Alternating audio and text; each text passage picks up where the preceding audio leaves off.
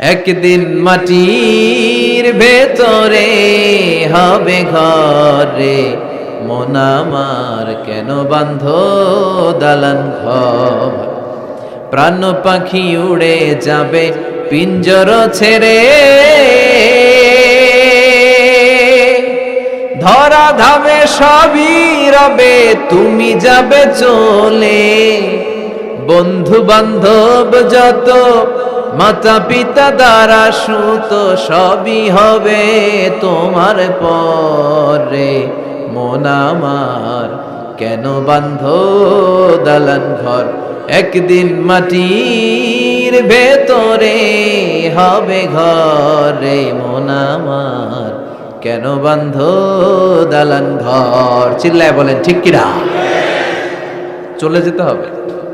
দালান ঘর, বাড়ি ঘর, টাকা পয়সার জন্য পাগল হয়ে থাকি আমরা, কিন্তু এটা আমার আসল ঘর নয়।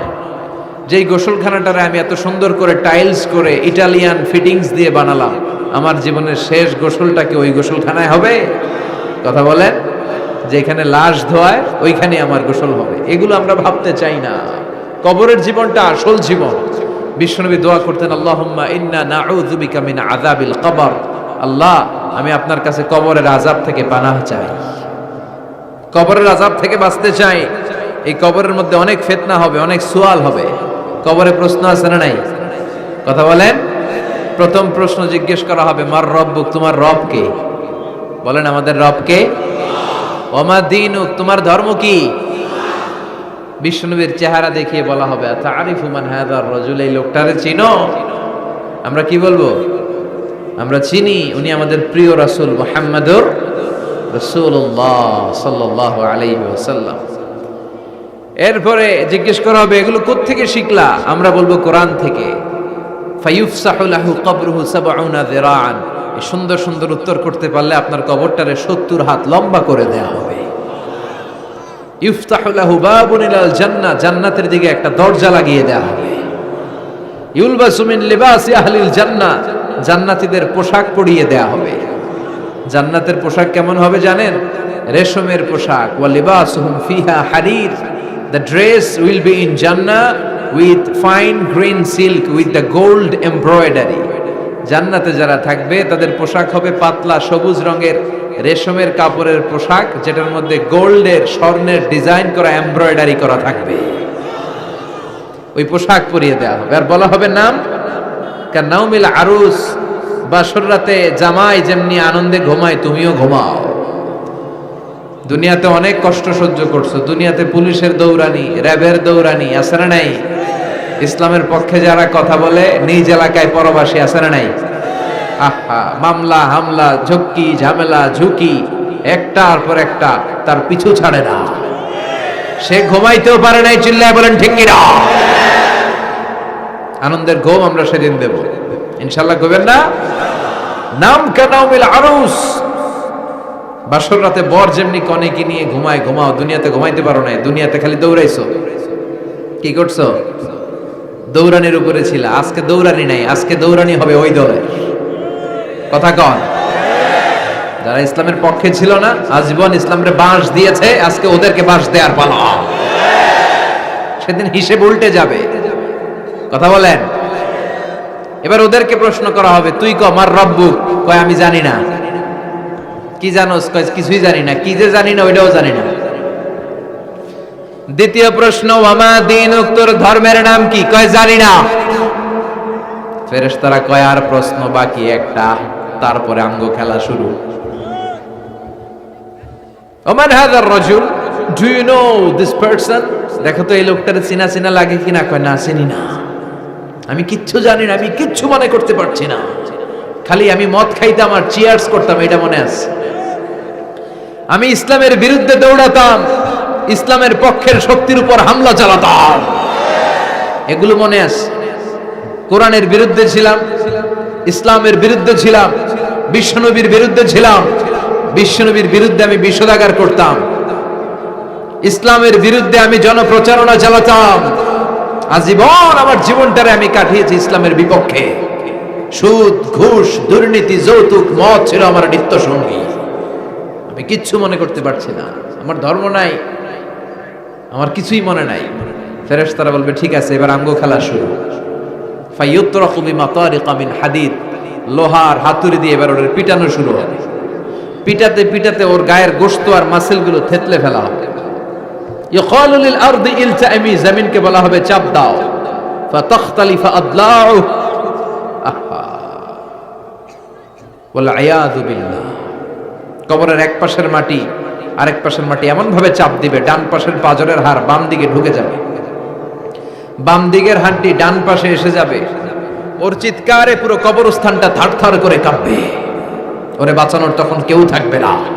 ওর ক্ষমতা, ওর দাপট, ওর হুঙ্কার, ওর অহংকার ওরে বাঁচাতে পারবে না। চিল্লায় বলেন ঠিক কিনা? হাত্তা সা, কিয়ামত পর্যন্ত, কিয়ামত পর্যন্ত এই দুর্বিষহ জীবন সময় তার কাটতেই থাকবে। আল্লাহ কবরের এই আযাব থেকে তুমি আমাদেরকে বাঁচাও। সূরাতুল মুলক যারা নিয়মিত তেলাওয়াত করবে, আল্লাহর মেহেরবানিতে তাদের কবরে কোনো আযাব হবে না। করতে রাজি আছেন? কথা কয় না। করতে রাজি আছেন সবাই? বিষ্ণুই বললেন এখানেই শেষ নয়, আরো আছে। শাফাআত লি সাহিবিহা, এই সূরাটা কিয়ামতের দিন এই সূরা যে তেলাওয়াত করবে তার পক্ষে সুপারিশ করবে। কোরআন যদি আপনার বিপক্ষে আল্লাহর কাছে নালিশ করে, আপনার বাঁচার কোনো উপায় আছে? আপনার পিসাব আপনারে বাঁচাইতে পারবে? তাইলে আপনার দলের নেতা, কথা কন, কেউ বাঁচাইতে পারবে আপনারে?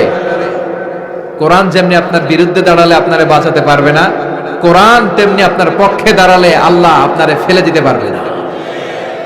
কোরআন আপনার পক্ষে থাকলে আল্লাহ আপনাকে দয়া করবেনি। বিশ্বনবী বলেছেন ইকরাউল কুরআন ফাইন্নাহু ইয়াতি ইয়াউমাল কিয়ামাতি শাফিআন লিআসহাবি। কোরআন তেলাওয়াত করো, কেননা কোরআনের তেলাওয়াত এটা কিয়ামতের দিন তোমার জন্য সুপারিশ হয়ে দাঁড়াবে। এজন্য বিশ্বনবী বললেন যে ব্যক্তি সূরাতুল মুলক নিয়মিত তেলাওয়াত করবে, এই সূরাটা কিয়ামতের দিন ওই তেলাওয়াতকারীর জন্য আল্লাহর কাছে সুপারিশ করবে। এখানেই শেষ নয়, বিশ্বনবী বললেন খাসামাত আন সাহিবিহা, এই সূরা যে তেলাওয়াত করবে তার পক্ষে আল্লাহর সাথে এই সূরাটা দাঁড়িয়ে তার পক্ষ নিয়ে আল্লাহর সাথে তর্ক করবে, ঝগড়া করবে। আল্লাহ তুমি ওরে জান্নাত দিবা না কেন? ওরে মাফ করবা না কেন? তুমি না গফুর, তুমি না গফফার, তুমি না রহিম, তুমি না রহমান, তুমি মাফ করে দাও। ও মিয়া, সুপারিশ করতেছে কে? সূরাতুল মুলক। সুবহানাল্লাহ কইবেন না? কতক্ষণ এই তর্ক আল্লাহর সাথে সে চালাবে? হাত্তা আদখালাহুল্লাহুল জান্নাহ, যতক্ষণ না আল্লাহ তার জান্নাতে না ঢুকায়। এখানেই শেষ নয়, বিশ্বনবী বললেন মান কারাআ বিহা ফি লাইলাতিন ফাকাদ আকসারা ওয়া আতাবা, রাত্রি বেলায় যে এই সূরাটা তেলাওয়াত করবে ওই পুরো রাতটাকে বরকতময় করে দিবে কে? এজন্য বিশ্বনবী বলেন আমি চাই আমার সব উম্মত এই সূরাটা মুখস্থ করে নেক। আমার চাই আমার ছোট বড় আবাল বৃদ্ধ বনিতা সব উম্মতের হৃদয়ের মধ্যে এই সূরাটা গাঁথা থাক, মুখস্থ থাক, হিফজ করা থাক। আমরা বিশ্বনবীর উম্মত না? কথা কন। নবীর এই আশাটা আমাদের পালন করার দরকার আছে না নাই? আমরা কি পারি না এই সূরাটা মুখস্থ করে রাখতে? মাত্র 30 আয়াত, প্রতি মাসে কয়দিন? প্রতিদিন এক আয়াত করে মুখস্থ করলে লাগে কয়দিন? প্রতিদিন এক আয়াত করে মুখস্থ করলে 30 দিনে এই সূরা মুখস্থ করতে রাজি আছেন? সবাই রাজি আছেন তো? মনে থাকবে? নেক্সট টাইমে নেক্সট ইয়ারে আসলে জিজ্ঞেস করবো যে সূরা মুলক মুখস্থ হয়েছে কিনা। হ্যাঁ, মনে থাকবে তো? আল্লাহ তুমি তৌফিক দাও। এই সূরাটা পড়লে আল্লাহ আপনার দৃষ্টি শক্তিকে খুলে দিবে। আপনার চোখের সামনে কোনো পর্দা থাকলে পর্দাটা সরে যাবে। আপনি আল্লাহর মাহাত্ম্য বুঝতে পারবেন, আপনি আল্লাহরে চিনতে পারবেন, আপনি আল্লাহর অস্তিত্ব টের পাবেন। সুবহানাল্লাহ পড়েন। অনেকেই বলে যেটা দেখি না তা মানি না। যারা স্রষ্টাকে বিশ্বাস করে না তারা বলে আনসিন ইজ নাথিং, যেটা দেখা যায় না এটা বিশ্বাস করি। নাস্তিক্যবাদের ছড়াছড়ি আছে না নাই? বাগেরহাটে কোনো নাস্তিক নাই মনে হয়, কথা কন। আছে আছে আছে। এত দাড়ি টুপি এগুলার ভিতরে ঢুকে কেমনে? ওগুলা পিছনে পিছনে থাকে, এগুলা আজীবন পিছনে পিছনে থাকবে। কথা বলেন। ইয়াং যুবক যারা আছে তোমরা একটা বই পড়বে, প্যারাডক্সিক্যাল সাজিদ, একটা বই আছে বাজারে, নাস্তিকদের বিভিন্ন প্রশ্নের জবাব এই বইয়ের লেখক খুব ভালো করে ওই বইতে তিনি তুলে ধরেছেন। লেখকের নাম আরিফ আজাদ। এটা পড়লে শিক্ষিত যারা, তাদের মনের মধ্যে এই ঘুরপাক করা প্রশ্নগুলোর উত্তর তারা পেয়ে যাবে। বইয়ের নাম প্যারাডক্সিক্যাল সাজিদ, আরিফ আজাদের লেখা। তো তার পাশাপাশি এই সূরাটা পড়লেও আমরা জানতে পারবো, কারণ এই সূরাটা হচ্ছে দি সূরা is an eye opener for us all. আমাদের সবার চোখ খুলে দিবে এই সূরাটা,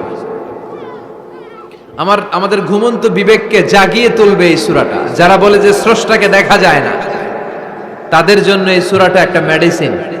আল্লাহ কেমন যেন এই সূরায় বলতে চায়, ওপেন ইউর আই, তুমি তোমার চোখ খোলো না একটু, you must find your god, তুমি তোমার আল্লাহরে খুঁজে পাবা।